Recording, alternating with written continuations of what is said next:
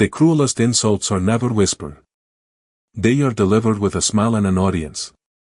The crystal chandeliers above the Grand Crescent Ballroom cast a golden glow across hundreds of guests dressed in black tuxedos and designer gowns. Laughter drifted through the air, mixed with the soft sound of a jazz quartet playing near the stage. It was supposed to be a celebration. At least for Ethan Walker.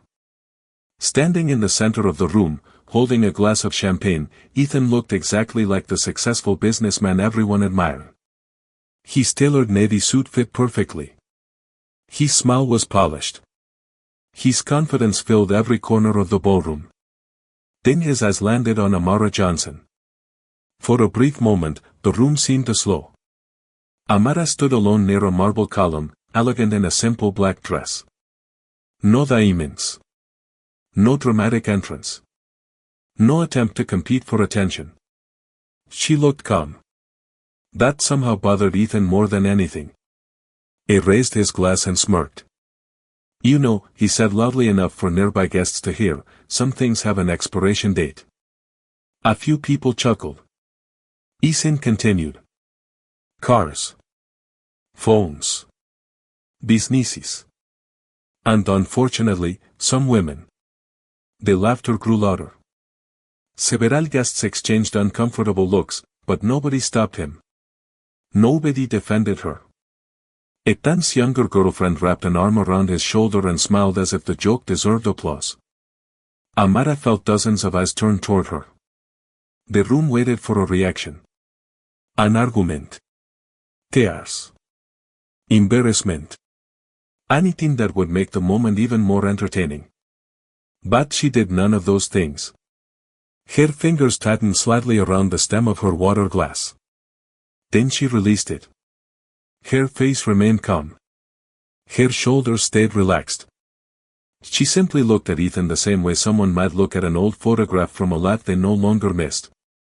That expression unsettled him. Across the ballroom, a member of the executive committee checked his watch for the third time in 10 minutes.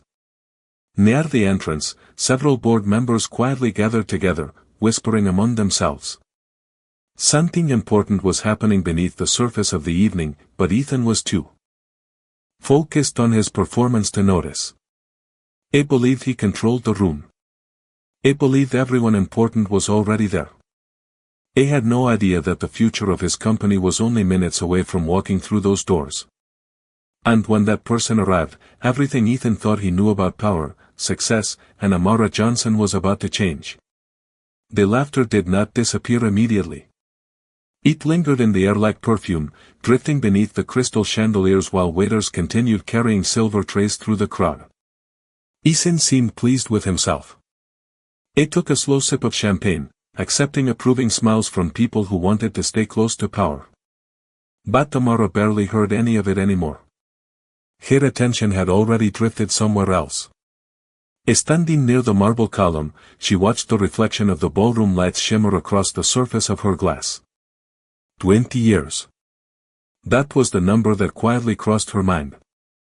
20 years of believing that sacrifice and loyalty would be enough. 20 years ago, Ethan Walker had not been standing in luxury surrounded by executives and investors. Back then, he was a young man with ambitious dreams and overdue bills stacked on a kitchen counter. Their first apartment had been less than 700 square feet. The air conditioner barely worked during the summer. The refrigerator hummed so loudly at night that it sometimes woke them both. Yet somehow those were the years she remembered most clearly. Ethan used to come home carrying folders full of business plans.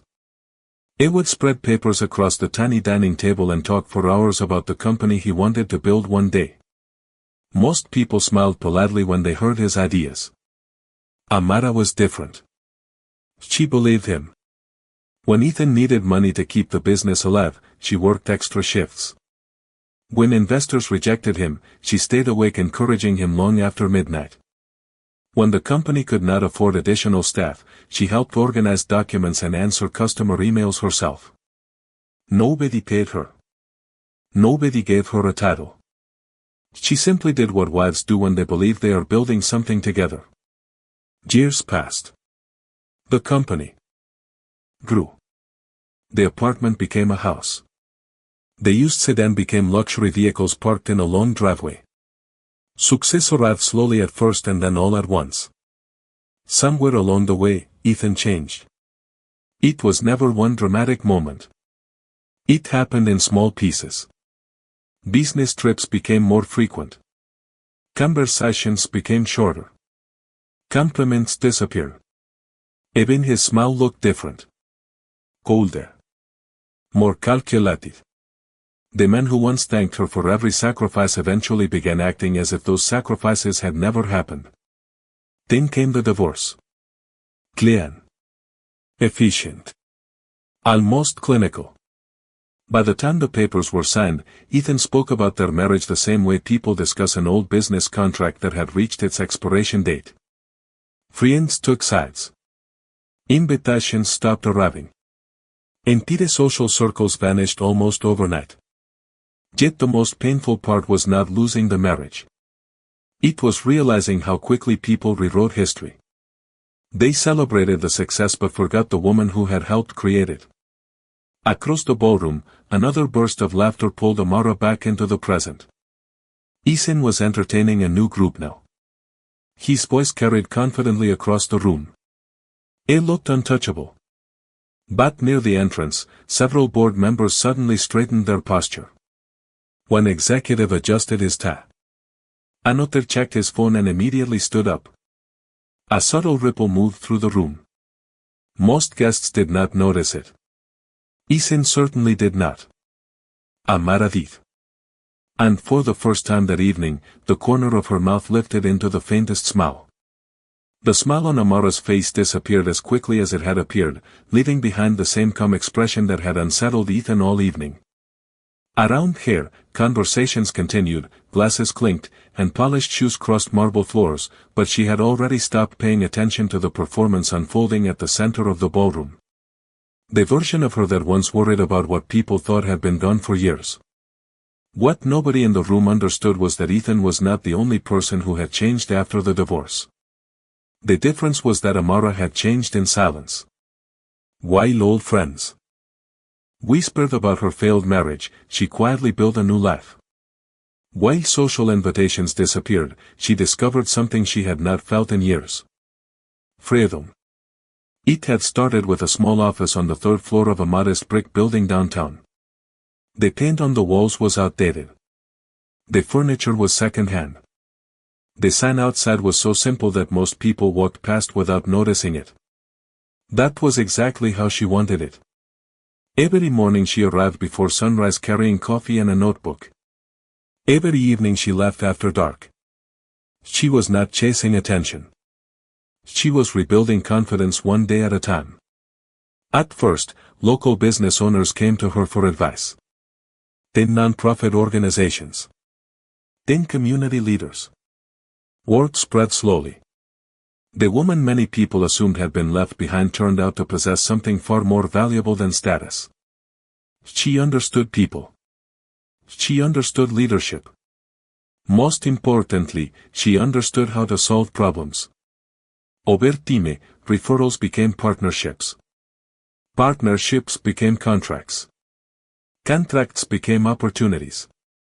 Yet she never posted photographs online. She never gave interviews.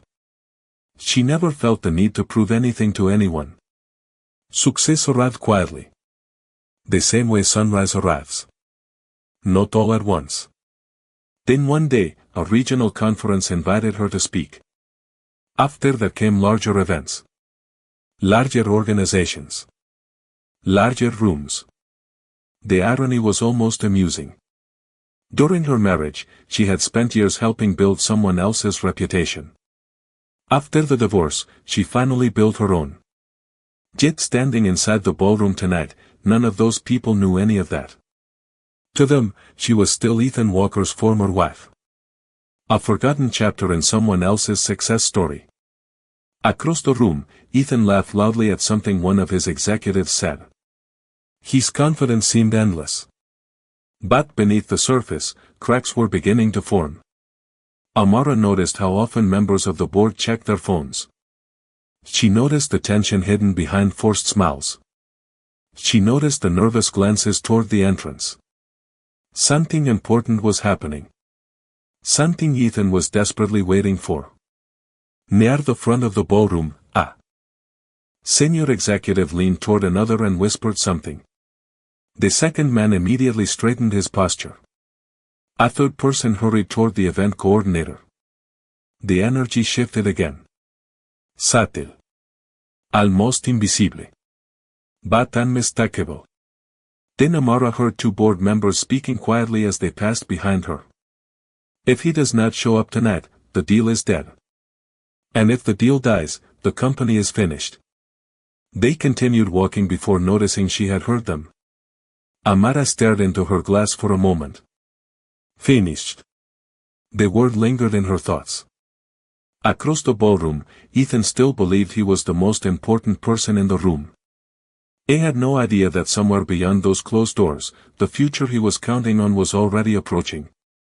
The word finished continued echoing quietly in Amara's mind, not because she feared it, but because she remembered a time when that word had nearly described her own life. 5 years earlier, after the divorce papers were finalized, there had been mornings when she sat alone at her kitchen table staring at a silent phone.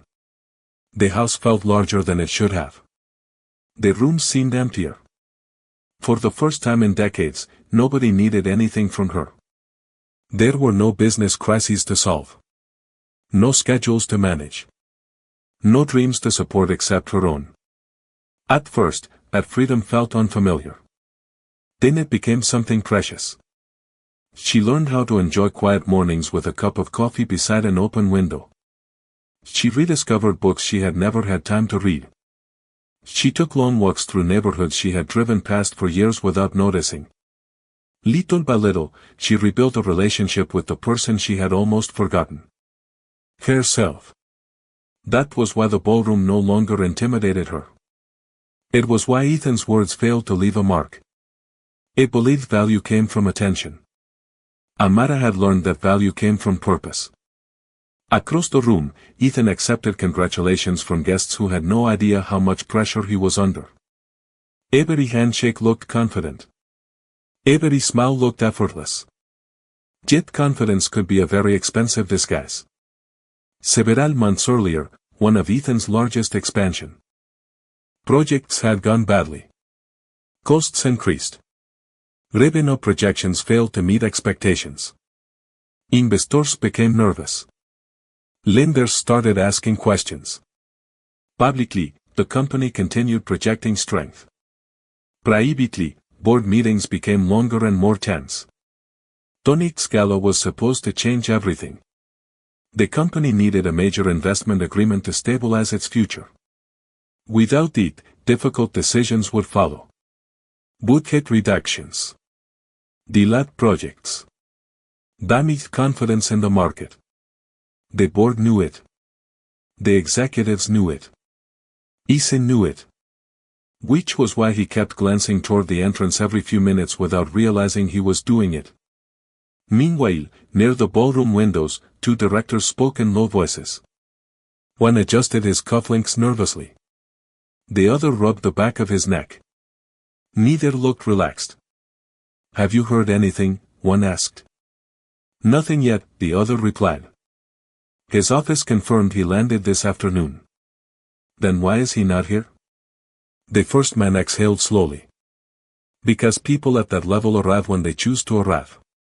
Amara heard only fragments as she walked past, but it was enough to understand the situation. The mystery investor was not simply wealthy.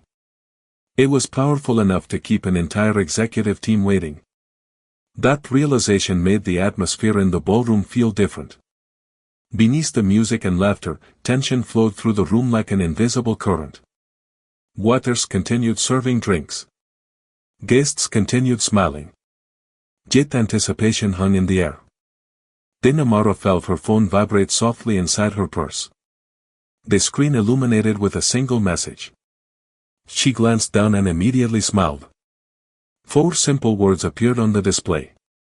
I just arrived. Her heartbeat remained steady. Her expression remained calm.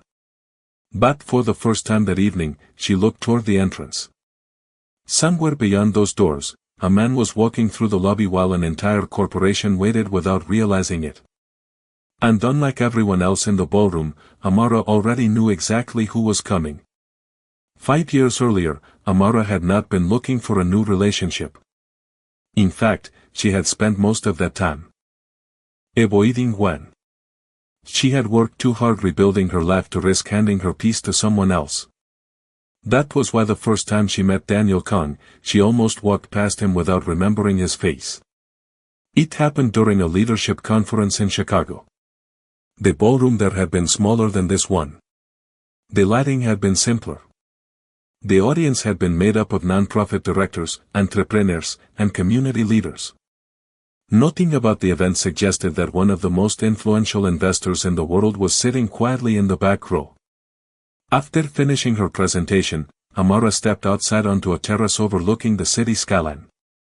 The wind coming off Lake Michigan carried the cool scent of approaching rain. She stood alone for a few minutes enjoying the silence until a voice beside her said, "You were the only speaker who talked about people before profits." She turned and saw a man in a dark suit holding a paper coffee cup. No security team. No entourage. No attempt to impress anyone. Used the calm stranger with thoughtful eyes. "Most businesses forget people are the reason profits exist," Amara replied. The man smiled. "That is exactly what I was thinking." That conversation lasted less than 10 minutes. Then they went their separate ways. Weeks later they met again at another event. Then again several months after that. Neither of them forced the friendship. It simply developed naturally, one conversation at a time. Daniel asked questions more than he offered opinions. He listened carefully. He remembered details. In a world filled with people eager to talk about themselves, that quality stood out. What Amara never fully understood during those early meetings was how unusual his lifestyle really was. He drove ordinary rental cars. He wore simple watches. He preferred quiet restaurants over exclusive venues. Whenever conversations turned toward business, he changed the subject. It was only much later that she discovered why. Daniel had spent years learning that genuine relationships became difficult when people focused on money. Most individuals saw his wealth before they saw him. Amara had never done that because she did not know who he was. And when she eventually found out, almost nothing changed between them.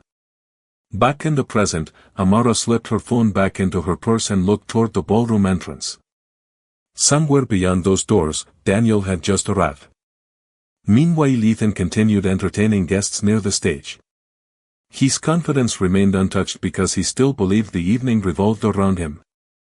Nearby, executives continued checking their phones. Board members exchanged increasingly nervous glances. The waiting had gone on longer than expected. Then another message appeared on Amara's screen. Parking was impossible. She laughed softly to herself. Anyone listening to that message would assume it came from an ordinary businessman running late to an event. They would never imagine that entire investment firms monitored his decisions. They would never imagine that companies rose and fell based on meetings scheduled on his calendar. That was Daniel's greatest strength. He never needed people to know how powerful he was. Across the ballroom, the music shifted to a slower melody. Conversation softened. And near the entrance, several executives suddenly straightened their posture at exactly the same moment. Someone important had finally entered the building. The atmosphere inside the ballroom changed before most people realized why. It was subtle at first. Conversations became shorter. Executives who had been smiling comfortably all evening suddenly stood straighter. Phones disappeared into pockets. Eyes drifted repeatedly toward the entrance. It was the kind of shift that happened when people sensed the arrival of someone important long before they actually saw them. Ethan noticed it too. He tried not to show it, but his attention kept wandering away from the guests surrounding him. Every few minutes his gaze flickered toward the doors and then quickly back to whatever conversation he was having. He needed tonight to go perfectly. More than anyone in the room understood. Earlier that week, the board had held a private meeting behind closed doors. Revenue projections had been reviewed. Debt obligations had been discussed. Expansion plans had been questioned. The numbers were not catastrophic, but they were dangerous enough to make experienced directors nervous. The solution seemed simple. Secure the investment. Complete the partnership. Restore confidence. That was why tonight mattered. Somewhere in the city was a man capable of changing the company's future with a single decision. A man Ethan had never met in person. A man whose representatives had spent months reviewing reports, financial statements, and strategic plans. If the deal happened, headlines would praise Ethan's leadership. If it failed, difficult questions would follow. Across the ballroom, Amara watched him carefully. For the first time all evening, she could see something hidden beneath his confidence. Anxiety. It appeared only in small moments. A brief glance at his watch. A forced smile that lingered too long. A laugh that sounded slightly louder than necessary. Most people missed those details. Amara did not. She had spent 20 years learning how to read Ethan Walker. Near the stage, members of the executive team gathered together in a tight circle. Their voices remained low, but their expressions revealed enough. One executive checked his phone and immediately whispered something to another. The second man looked toward the entrance and nodded. Anticipation spread through the group. Then Ethan's girlfriend stepped beside him and asked quietly, "Is he really coming?" Ethan smiled confidently. "Of course he is. Nobody turns down an opportunity like this." The words sounded certain. He says did not. At that exact moment, Amara's phone vibrated once more. She glanced down. Almost there. Two simple words. Her smile returned. She remembered another evening several months earlier when Daniel had arrived 40 minutes late to a dinner because he had stopped to help an elderly couple whose car had broken down near the highway. He never rushed to impress people. He cared very little about status. Ironically, that was why so many powerful people respected him. Across the ballroom, the music softened. The event coordinator suddenly spoke into an earpiece. Two hotel managers appeared near the entrance. Several board members straightened their jackets. The wedding was finally ending. Ethan took a slow breath and adjusted his tie. He believed the next few minutes would secure his future. What he did not know was that the future approaching those doors already knew exactly who Amara Johnson was. The doors remained closed for another minute, yet the entire ballroom seemed to be holding its breath. Anticipation spread from table to table without anyone needing to explain why. People could sense importance approaching. They just did not know what form it would take. Ethan decided to reclaim the spotlight before attention drifted too far away from him. He stepped toward the center of the room and raised his glass again. The nearby conversations quieted. Guests turned toward him automatically. He was accustomed to being the person everyone watched. "Thank you all for being here tonight," he said smoothly. "This company has achieved incredible things over the years." Applause followed. Ethan smiled. The confidence returned to his voice. And while success requires vision, it also requires knowing when to move forward and leave the past behind. Several guests nodded politely. Then his eyes settled on Amara. The room noticed immediately. A few uncomfortable expressions appeared. Others leaned closer, sensing drama. Ethan continued speaking. "Some people spend their lives looking backward.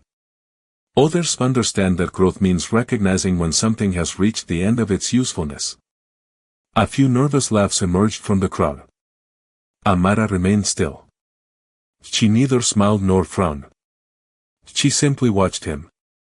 That calmness irritated Ethan more than anger ever could. His girlfriend squeezed his arm and laughed softly, encouraging him. Ethan took another sip of champagne. Fortunately, business teaches valuable lessons. You invest in what creates value. You move on from what does not.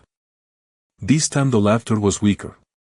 The atmosphere felt different now. Less supportive. more uncertain. Even those who enjoyed gossip could sense that Ethan was pushing too far. Across the room, several board members exchanged uneasy looks. One director glanced toward the entrance again. Another checked his watch. Whatever they were waiting for had become far more important than Ethan's performance. Yet Ethan failed to notice. He was too focused on proving a point that no longer mattered. Amara looked at him carefully. For a brief moment she saw not the powerful executive standing beneath crystal chandeliers but the young man she had met decades ago, the dreamer with borrowed furniture and ambitious plans. The man who once believed gratitude mattered. That version of Ethan seemed impossibly distant now. Success had given him everything he thought he wanted. Yet somehow he appeared smaller than ever. Then a sudden silence rolled across the ballroom. It began near the entrance and spread outward like a wave. Conversations stopped. Heads turned. The musicians lowered their instruments. Even the waitstaff paused. Ethan frowned and followed everyone's gaze toward the doors. Slowly, the ballroom entrance opened. Several hotel managers appeared first. Behind them stood senior executives who looked far more nervous than excited. The room became completely still. Amara felt her phone vibrate one final time. She did not need to read the message. She already knew what it would say. Her fingers relaxed around the glass. A faint smile touched her lips. Across the room, Ethan straightened his jacket and prepared to greet the man he believed would secure his future. He had no idea that the next few seconds were about to change everything. The first thing people noticed was how ordinary he looked. No dramatic entrance. No security team pushing through the crowd. No attempt to command attention. A tall Korean man in a charcoal suit stepped through the ballroom doors carrying himself with the quiet confidence of someone who had nothing left to prove. Yet the reaction around him told a very different story. The chairman of the board moved first. Then two senior executives. Then several directors. Within seconds, some of the most powerful people in the room were walking toward the entrance. Conversation stopped completely. A tense smile froze. He had expected an important investor. What he had not expected was the level of respect unfolding before his eyes. The chairman extended both hands as he greeted the newcomer. Several executives immediately formed a circle around him. Even hotel management remained nearby, watching carefully. The atmosphere shifted from anticipation to deference. Across the ballroom, guests exchanged confused whispers. Many did not recognize the man. But they recognized influence when they saw it. Ethan set his champagne glass down and quickly adjusted his expression. Opportunity had finally arrived. He stepped forward, prepared to introduce himself. Before he could take more than a few steps, the newcomer politely acknowledged the board members and then looked past everyone in the room. His eyes moved directly across the ballroom. Toward Amara. The crowd noticed the glance. Then they noticed something even stranger. A smile appeared on his face. Warm. Genuine. Personal. Not the professional smile he offered executives and investors. The kind reserved for someone who mattered. Amara placed her glass on a nearby table and began walking toward him. The room seemed to hold its breath again. Ethan stopped moving. His girlfriend looked confused. Several board members exchanged puzzled glances. The Korean businessman crossed the ballroom floor without hesitation. Past executives. Past directors. Past Ethan himself. Then he stopped directly in front of Amara. For a moment, neither spoke. Their eyes met. Years of trust and shared experiences passed silently between them. Then he smiled and said, "I am sorry I am late." Amara laughed softly. "You always say that." A few people nearby chuckled politely, not yet understanding what they were witnessing. A tense expression tightened. Something about this interaction felt wrong. Important. Dangerous. The chairman approached and smiled respectfully. Mrs. Kang, it is wonderful to see you again. The words landed like a stone dropped into still water. Silence spread outward through the room. Ethan blinked. Several guests looked from Amara to Daniel and back again. The chairman continued speaking naturally, unaware that half the ballroom had stopped breathing. We have been looking forward to meeting both of you this evening. Both of you. Ethan felt his stomach tighten. The pieces were beginning to connect, but his mind resisted them. Then another director stepped forward and extended his hand toward Daniel. Mr. Kang, thank you for considering our proposal. We appreciate the opportunity. The realization hit Ethan all at once. The investor. The decision maker. The man his company had spent months trying to impress. The man capable of saving or abandoning the deal. The man every executive had been waiting for. Was standing beside Amara. And when Daniel gently reached for her hand, Ethan finally understood exactly who he was. For several long seconds, nobody spoke. The ballroom that had been filled with laughter only moments earlier now stood in complete silence. Ethan stared at Daniel and Amara as if reality itself had shifted beneath his feet. Every comment he had made that evening seemed to hang in the air around him. Every joke. Every insult. Every attempt to diminish the woman standing across from him. And now the room was seeing those words through an entirely different lens. Daniel never looked angry. He never raised his voice. He simply stood beside Amara, his hand resting gently in hers, completely comfortable in a moment that had left everyone else unsettled. The chairman cleared his throat and smiled professionally. Mr. Kang, we are honored that you could join us. We have prepared the final proposal for your review. Several executives nodded eagerly. Hope returned to their faces. The future of the company was standing right in front of them. Ethan quickly recovered enough to step forward. Mr. Kang, it is a pleasure to finally meet you. His smile looked strained now. Forced. Fragile. Daniel shook his hand politely.